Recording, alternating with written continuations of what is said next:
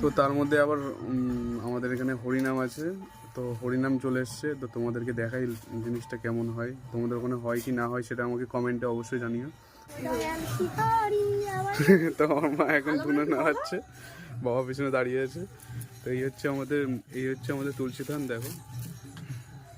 তো আমাদের এটা আমার মা গান করছে, হরিনামের চলে তো গানটা করছে পিছনে বাড়িয়ে, তো বাতাসে নুট হচ্ছে।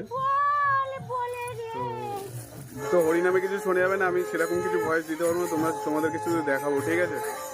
মারছে এই, আমি সেরকম কিছু করতে পারবো না, ধরে আছে ফোনটা।